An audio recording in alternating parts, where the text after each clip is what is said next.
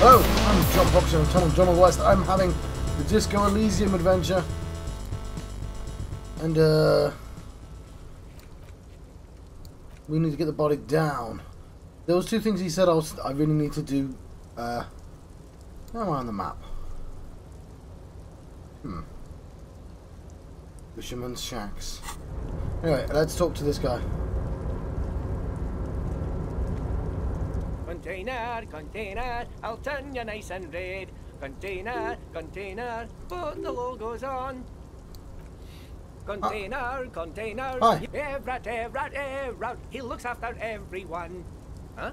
Well, hey there, how can I help you, mister? I see you're not a union man, mister. Did you get lost? You're not one of them scabs, are you? A shadow passed over his kind face. No, of course not. I mean, I don't personally mind. Folks is just folks, you know, and folks gotta eat. He doesn't seem to be waiting for your answer. Just some of the other guys don't look too kindly on the scabbing kind, if you know what I mean, mister. You're Ubi, right? Oh yes. Born and raised on Arash, mister. Mum had to leave my dad after he got a bit violent. Took us here to the new world. I was about 10 then, too old to lose my accent then. People say Ubis are up to all sorts of trouble with sheep and other animals and whatnot. I just want you to know there never was any of that where I came from. No, sir. Those are just nasty rumours. Thank you for clarifying that, sir. What are you doing with the containers? Oh, I'm just making some covers for the containers here. Yes, I am. Yes, I am. Though it's easier for the crane operators to spot them. He waves at the containers towering behind him. What's going on here? Look at the mountains of containers rising behind him. The containers in the yard are green in wild pines livery, and mountain rising behind Leo is all red in Union colours. It's like some red infection was spreading outwards from the container yard's core.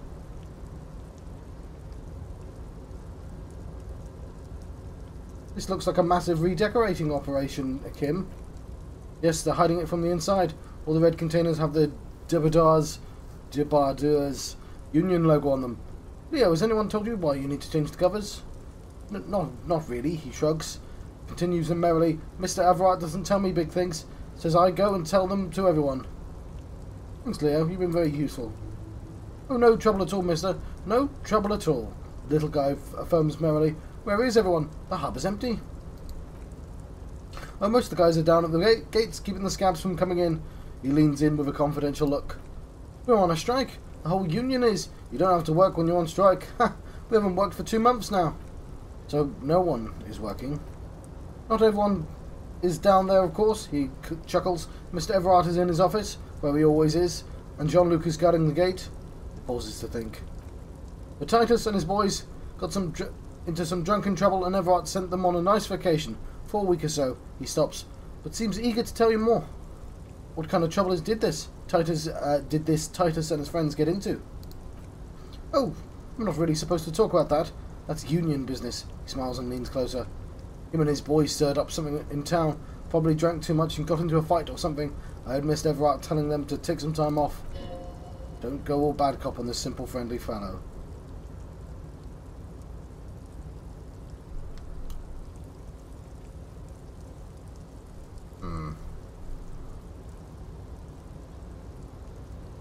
But what did they actually do? I guess the boys got a bit rowdy and had to let out some steam. I don't really know the details, and that's just how boys are. You know, never chuckle. I haven't been in a fight since I was in middle school. Easy, Leo. Let's keep this on the Hardys. He looks to you for the assistance. Look at him. It's not going to be anything useful anyway. Don't fight it. Better go with the flow.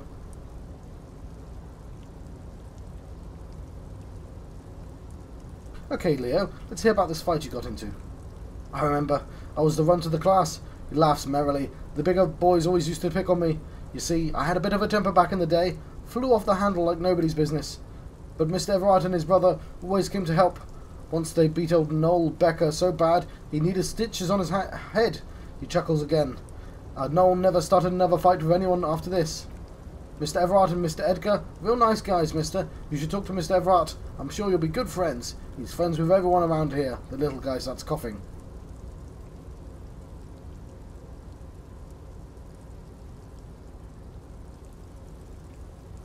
You work here?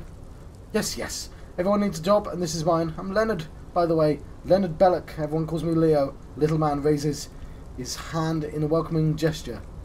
I'm like Mr. Everart's right-hand man when Mr. Edgar is out of town, and Mr. Edgar's right-hand man when Mr. Everart is away. He chuckles.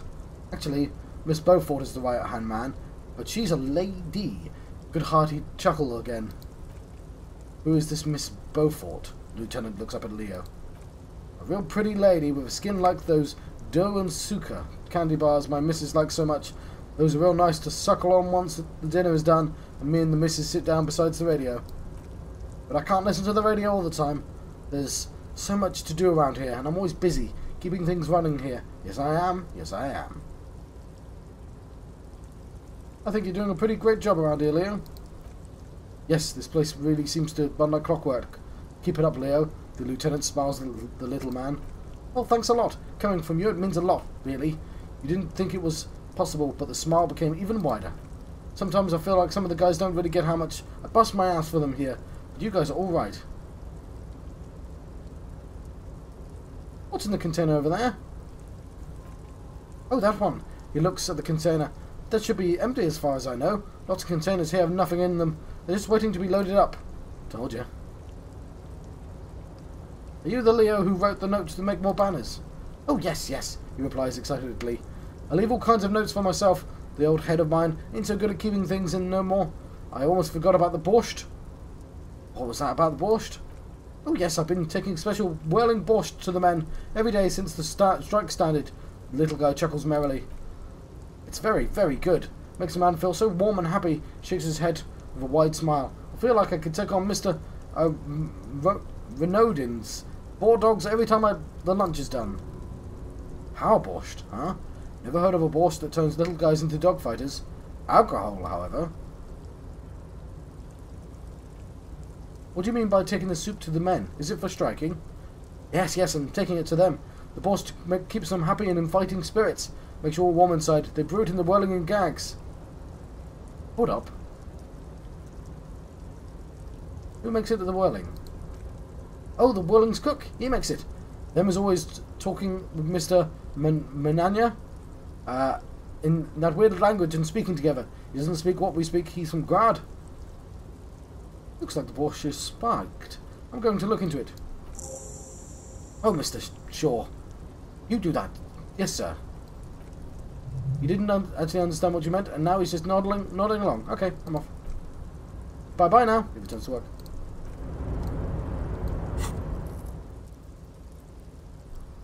Cool, leveled up.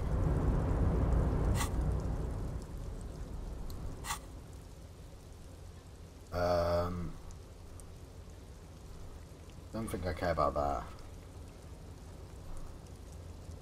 That's electro-chemistry challenging.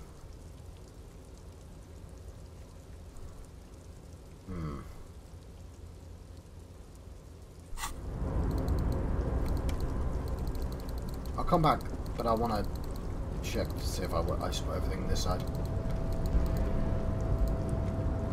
Cash.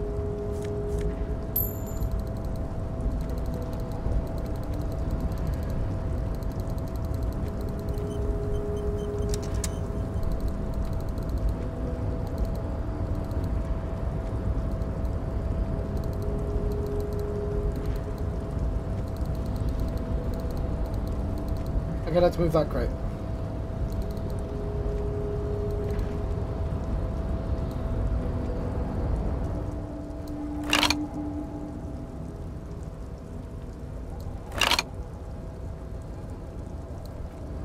Damn.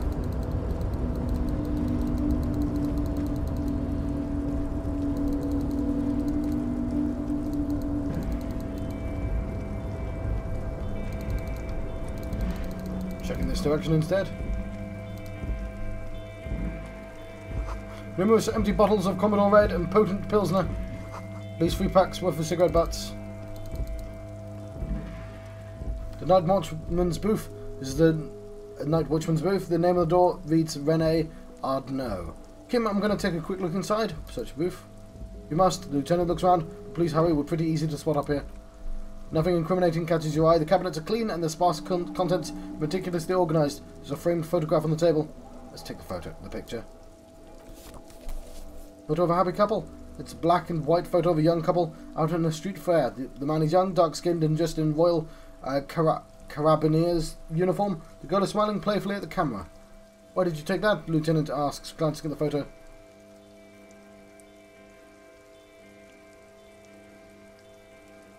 Something about this man piques my interest. I think this can be a side thing. Fine, let's move on. I don't want to be seen snooping here.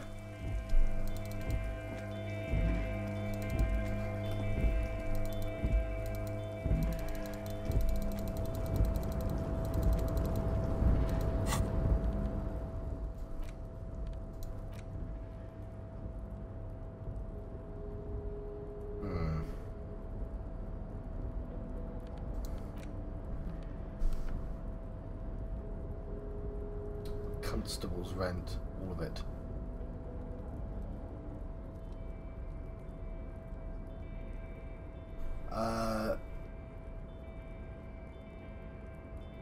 Okay, I've got to go to the fruit store.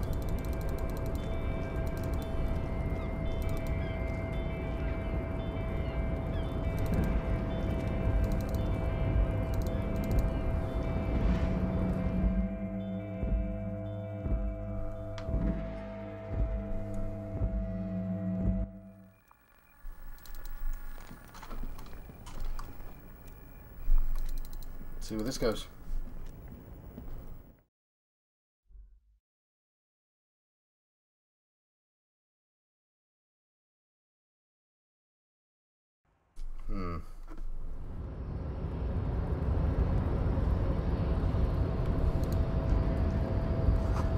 In case of strike, press button behind guard.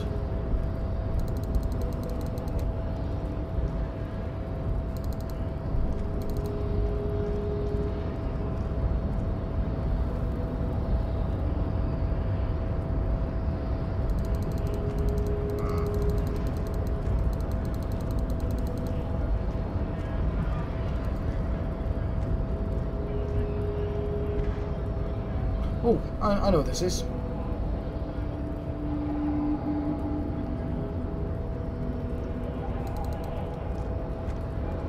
Okay. Not quite done yet. I want to see what's... I thought where he was the way out. So I'm going to double check. Sorry, it's a bit faffy, I know. But what are you going to do, eh?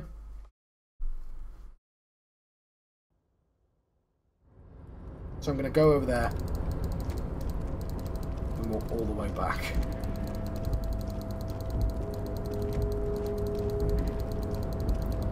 So have I blocked off a piece just because I couldn't help myself?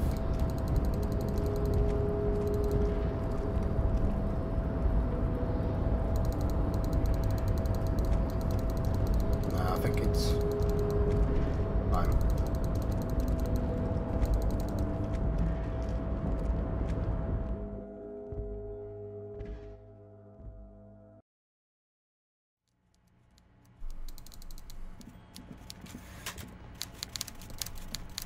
Yeah. There is no way out. Okay. We know now. Sorry about that.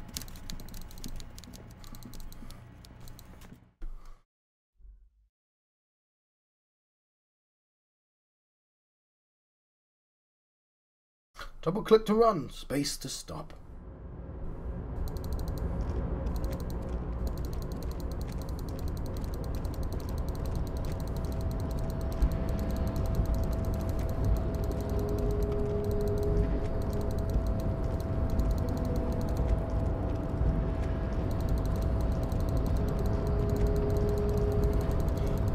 Sorry, I had to stop speaking. Well, I guess I'm going to talk to the people on the other side.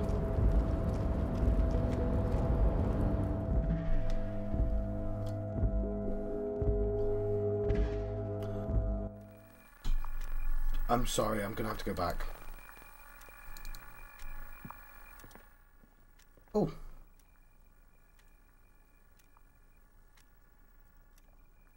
An imposing combination of punch, clock and payphone is looking down at you from the wall.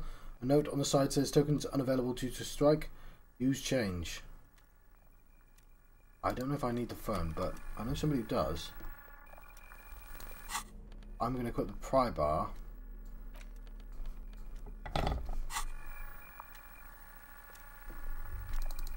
See if it'll let me open that crate.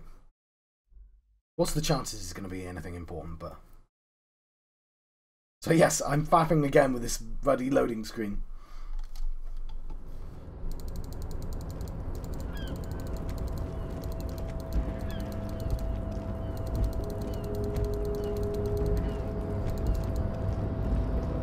We'll see.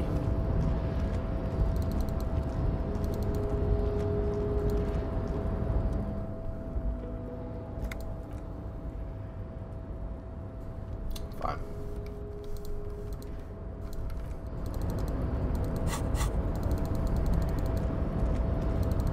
So yes, we just wasted about 3 minutes, but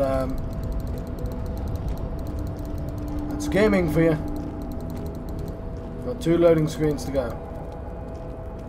Tell you what, how about we skip? There we go, we skipped ahead. We want to talk to these people first. Nobody comes close to Measurehead. Measurehead's amazing.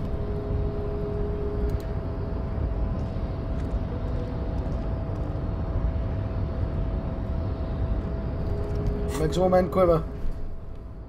No, we don't need yeah, but we can get empathy from that as well. Measurehead. Your body betrays your degeneracy. Yeah, Measurehead. His body totally betrays his degeneracy. The young woman at the giant side agrees.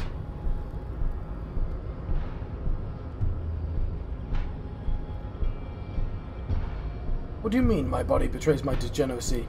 You have succumbed to Al-Ghul. His face contorts in disgust, as if he were smelling a dead rat. You reek of it. An invisible sword of Al-Ghul emerges from your throat. You cannot see it, but others can.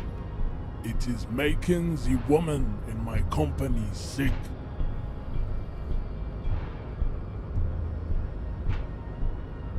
You're right, I'm an alcoholic. Now I need you to cooperate with me. No, you don't. You need to get another drink. Occidental Haplogroup B4 is done giving orders around here. The influence of the ham sandwich race is waning. Does this remind you of someone? The guy down there?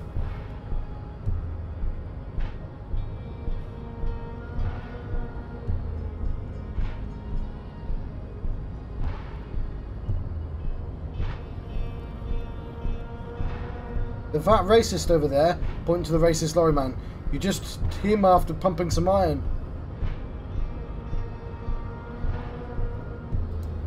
Look at my craniology. I am the pinnacle of my haplogroup. The pink blood is a bad example, even of yours. It saddens me.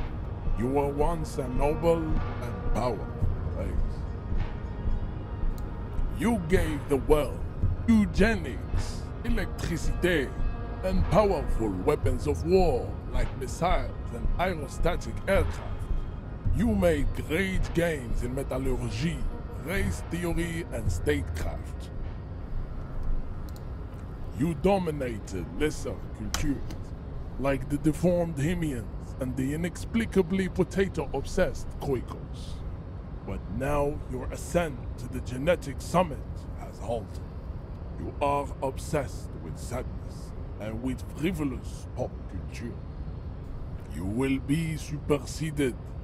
Isn't that right, babe? It is, baby, yeah. You know it.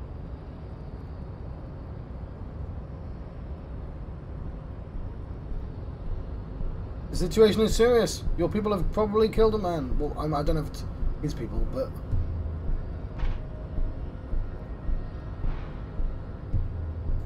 Enough with this begging. You should leave the stage of history with dignity by inviting the other races to a great world war. Bring your troops to the Simonite Islands and to Boogie Street, and we will pulverize you. When you are gone, we will build a museum. The walls will be lined with bottles of Al Ghul, your beloved beverage. Inside, we will store the odes to homosexuality called art and your microcephalus colors. You could internalize Measurehead's race theory. It would enrich you rhetorically. Wouldn't that mean I'd have to become a Seminese supremacist myself? Well, yes. Why, don't you want to be a Seminese supremacist? What if you're not Seminese? You can be anything.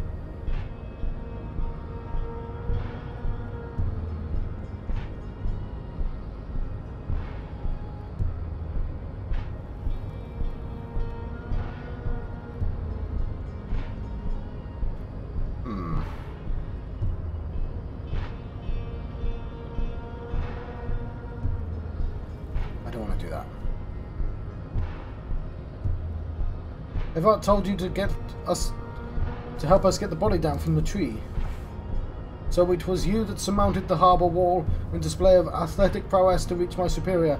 Then I had him give me an order. I salute your cunning, and I will remove the body from the tree with my bare hands. You're so noble, Measurehead. But there's a but. But while I'm gone, someone must stand guard on the bridge, and someone needs to be you. Turns to Kim, both of you.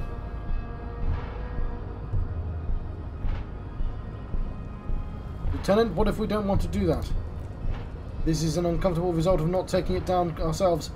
I can live with the compromise. Listen to your little friend. He is wise in his childlike way. His mysterious race may yet prove fierce competition to my heroic haplo group. No way, we're not going to do that. Fine, goodbye. Return to your degeneracy. Isn't Evrart the Union boss white? Hang on. Do I really want to go this way? It's supposed to... why are you not with the Hardy Boys? I am not the first line of defense, I'm the last. He looks towards the coast, defiantly. In addition, those so-called Hardy Boys are an effeminate clique of bodybuilders. Their company is spiritually degrading.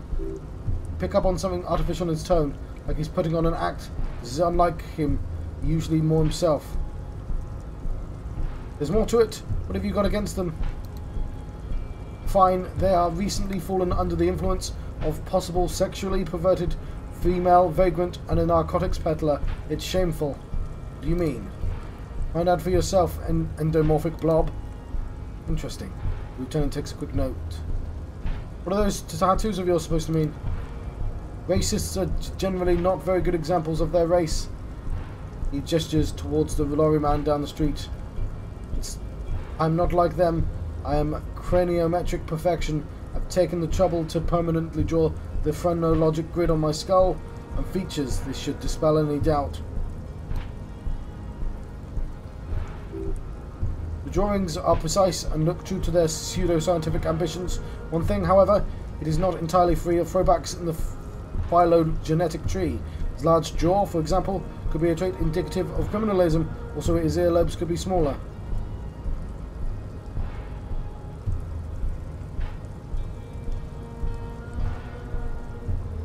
Are you sure? I mean, that jaw is clearly an atavistic stigmata. That atavistic stigmata makes Pussy says yes, plenty. Babe, thanks, but tattoos on his stone face... the tattoos on his stone face briefly form a smile. But I got this. You have him off guard now. He's preoccupied with the situation with his woman.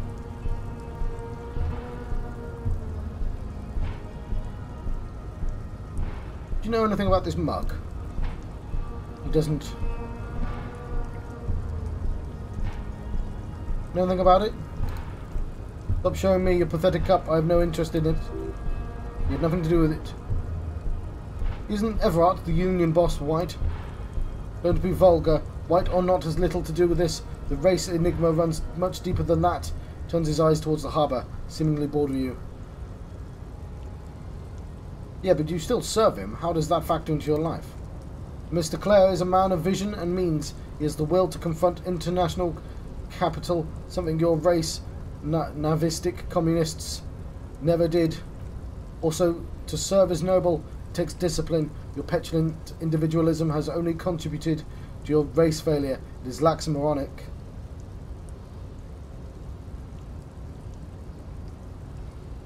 Communism is pretty cool. Idiotic, communism is the single greatest contributor to your race descent.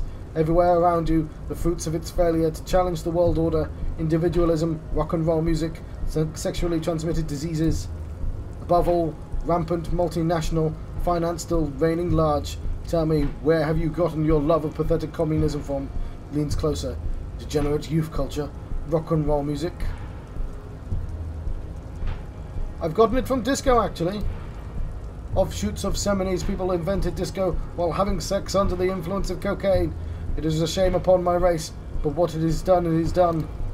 I'm not surprised you enjoy it so much. It's happened to many of the side products of the inevitable culture victory of the Seminoles race.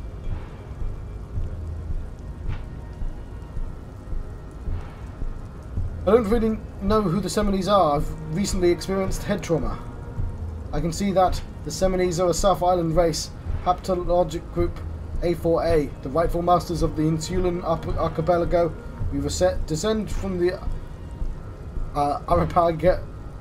Areopagites, ancient Herincarnassus, and arrived here 4,000 years ago.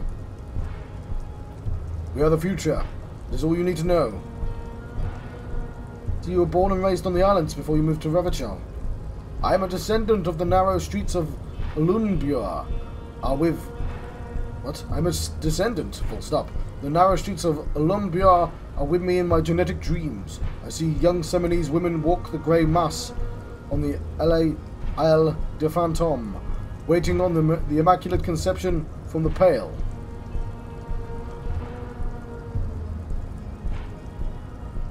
So you did not come from the islands?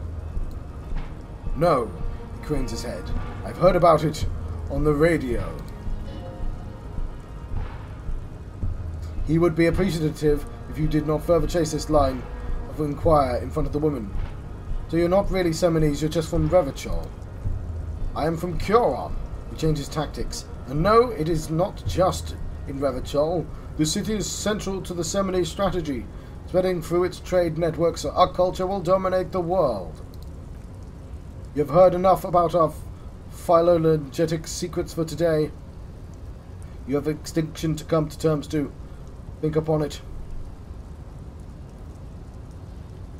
Kim, what do you think about this? I think this racist is better than the last, but the next racist will be the really good one. Well, that'll be...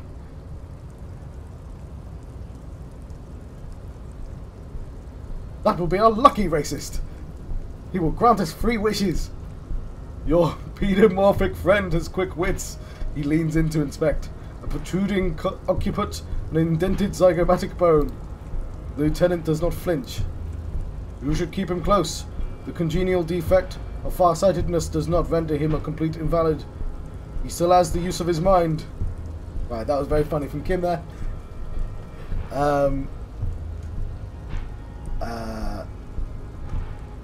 Okay. I'm not going to be able to knock him out.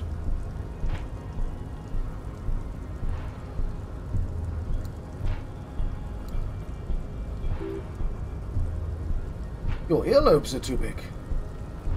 The size of earlobes is not a real craniometric criteria. Everyone knows this. The earlobes are flawless, Jean-Luc. Oh, he's Jean-Luc. Yes. The man falls silent, his face motionless.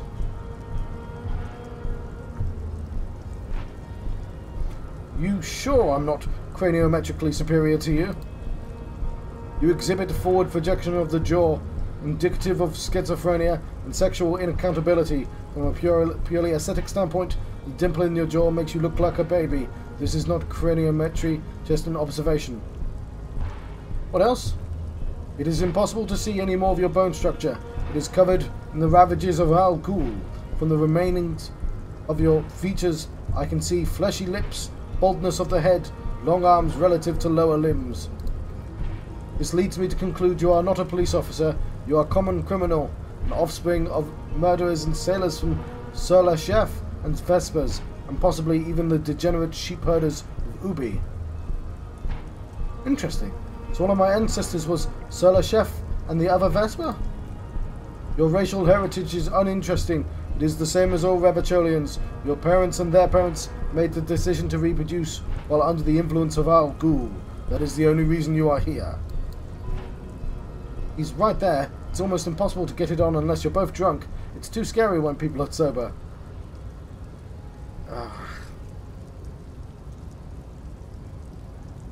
I'll come back to him.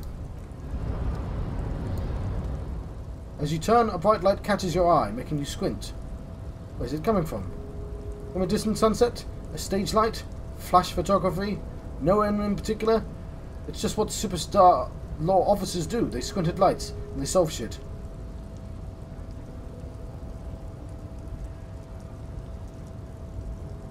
Now that I hear superstar and law officer in a sentence, they sound weird to go. Yeah, that's me. I've been establishing my superstardom lately.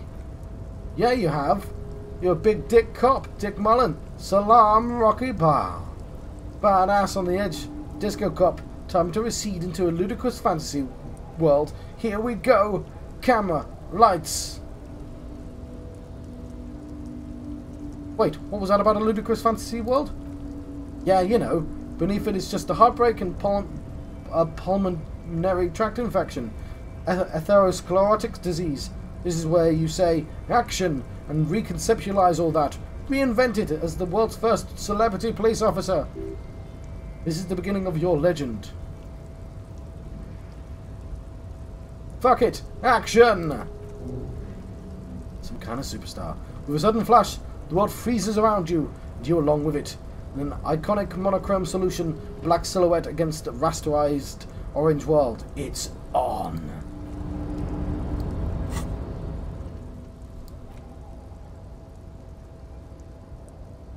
-2 logic. Still seems unlikely. First, let's make this absolutely clear. No one is saying you're an actual superstar, and the groupie and cocaine's riddles with hepatitis C strikes a lion-esque pose with a mic kind of way. You're not Gwilliam Lemillion or David Dewis. You're not a metaphorical. You're a metaphorical superstar.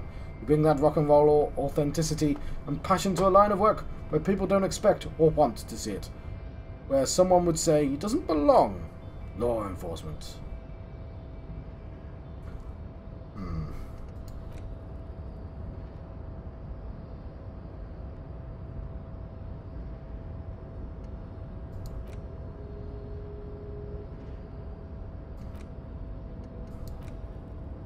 I like my logic. Why I added extra points to it. Though I should be able to keep one of them. I could just level it up as well.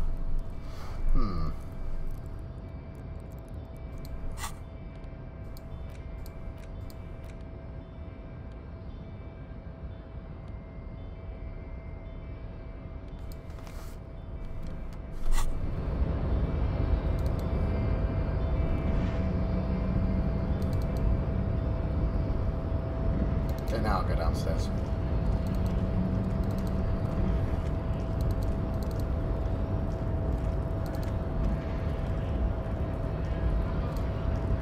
Scab? Asked a man with a jolly eyes tilting his head. Umi Manania. I don't know how you pronounce that. You're hazy on the notion of a scab. Smells like politics, though. Maybe it's got something to do with the flask he reaches for.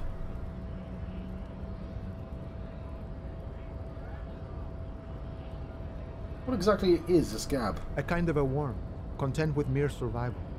They come, they want to do our job for shittier pay, screwing over both themselves and us. Everybody loses.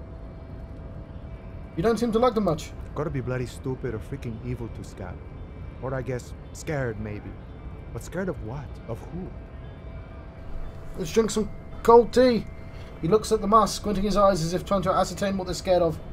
Personally, I'd rather beg than scab. If the gentleman shouting on the street came begging, maybe they'd have gotten something.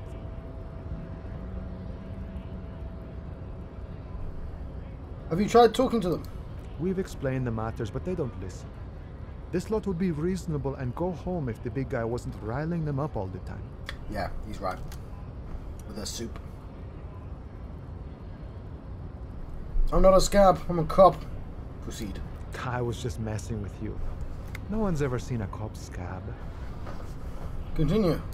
Imagine, you cops going on a strike, but then another cop comes in and says, let us cop for less money. He chuckles, then realizes. Speaking of, what brings the RCM here, to the wild north? Come to see the strife? Any idea who killed the hanged man? The mercenary, aye. He shrugs. Who could have killed him? And indeed the question, why even do such a thing? He shakes his head solemnly.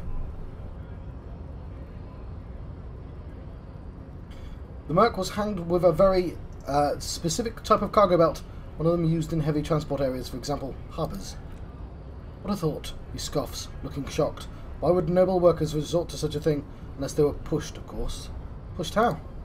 Your dead guy was an enemy combatant. Hold on, what does that mean? He was an agent of the opposition, attempting to undermine our honourable efforts. Did you kill him? I ain't the murdering type, but that's just me. Large organisations like our unions have all sorts of men, all sorts of skills. Okay, so we need to talk to the union leader as well. He's not lying about not doing it himself. Understood. Okay, that was a sounding game. This has been limited use. He takes a note. Still, thank you. No problem. I wish I'd best to you in your search. I am glad it's not from my search. He takes a sip from his flask. No stock. Got to get moving. Doesn't have any money.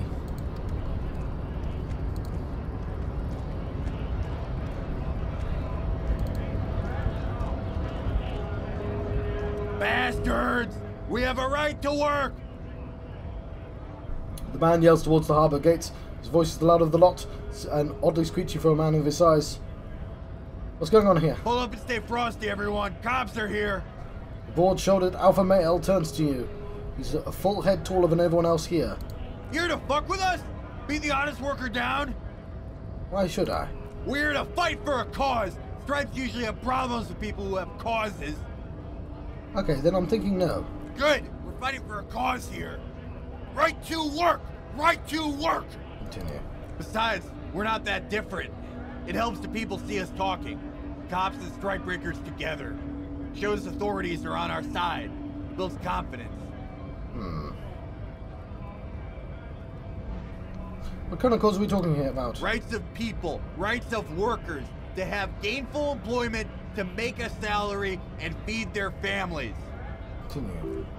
His manner of speaking is wooden, tone of voice bland and uninspired, almost as if compelling replies from a set of learned phrases. I don't think I've chosen any sides yet. Might be time. Don't let the fat bastards tread on you. Cops tend to side with the higher-ups, but you're essentially still workers. I don't trust cops, but I can see you understand the right to work! Right to work! Regardless, I have some questions for you. Maybe you should ask them the questions. Like why we're not allowed to make a living here. Shame on you! We have families to feed, you piece of shit. He points his finger at the man sitting on the railing. So do we, scab. The loitering man hollers in return. What is a strike? When a bunch of ungrateful, lazy cockroaches can't get their act together, decides to block the most honest work for other people. He shifts uncomfortably in his worker's overalls. What do strikers want? Beats me. They mumble nonsense about boardrooms and workers' rights, while we, he raises his fists and starts shouting again, have the right to work! Continue. There's something odd in the way he carries himself. Said as someone else. He's riling him up. Ill-fitting, what does this mean? His shirt is far too small and unpleasantly tight-fit, while the overalls held up by a belt seem to fit a man with much more corpulence. You're wearing new clothes. He ignores your question, choosing instead to turn to the emaciated workers, raising both fists in the air. The clothes are obviously not his. Silence is the answer. There's something off here, but he won't say what. Who are these strikebreakers? Around. Honest men and women with the rights to work, to be useful, not toys for corporate interests. Man runs a hand through his steadily greying military haircut. We came to help the harbour run smoothly in times of crisis. If the Union fucks don't want to work, they ought to let in those who do want to work. Continue. I have a question. Lieutenant looks him in the eye. Why do all these men follow your leadership? You think they follow because I'm big and loud? No, they follow the rules of the market, the rules of economy, because they were, he starts bellowing, given a job to do. You've been talking to him for a while now. Something is off with the guy. Ask him where he's from. Okay, I gotta ask, where exactly are you from? What is it to you? Deep set suspicion drips from every syllable.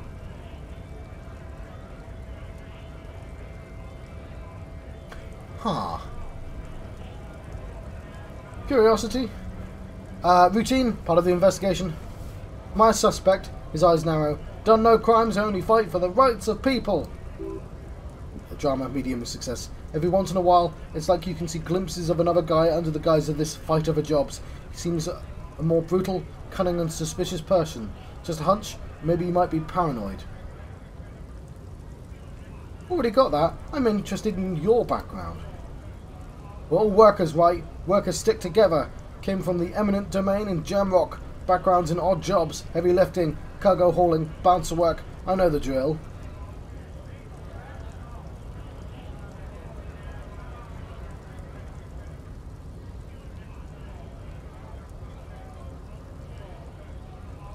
A bouncer? Where? I frequent a lot of bars. Maybe I know. It's one I know. Worked at Territorial. Ring a bell?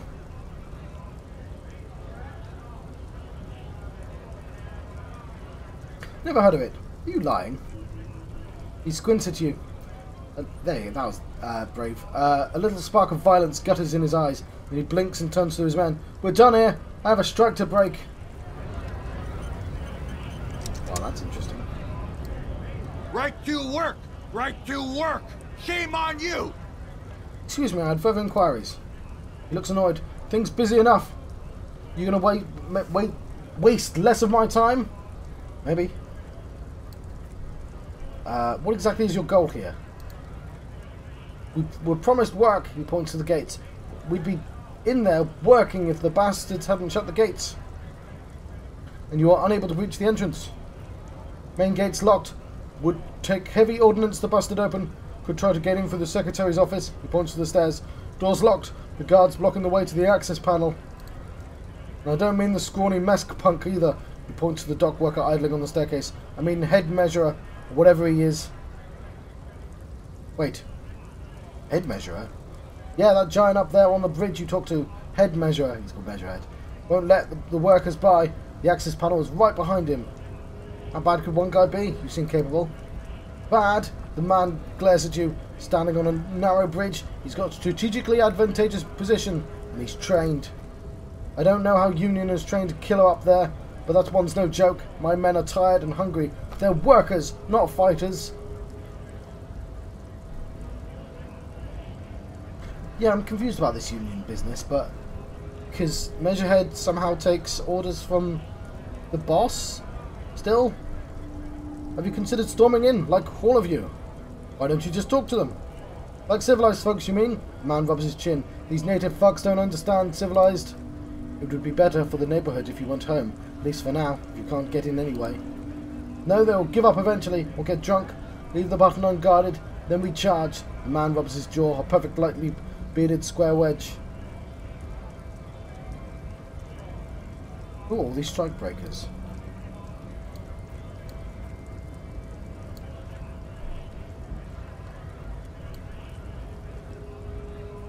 Curiosity.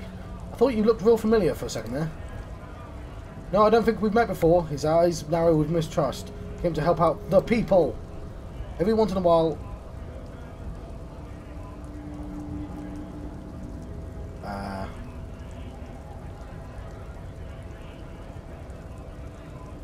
know Bar's been thrown out of it several. Maybe that's why you seem familiar.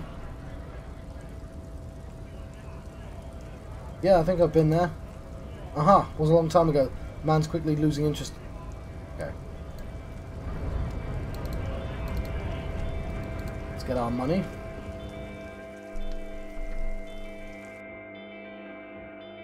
Oh no, let's let you go. Time. I've been John Fox in Tunnel John of the West. I've been having a strike, a copyright strike. Not a copyright strike, oh my word. I've been having a Disco Elysium adventure. I'll see you guys next time.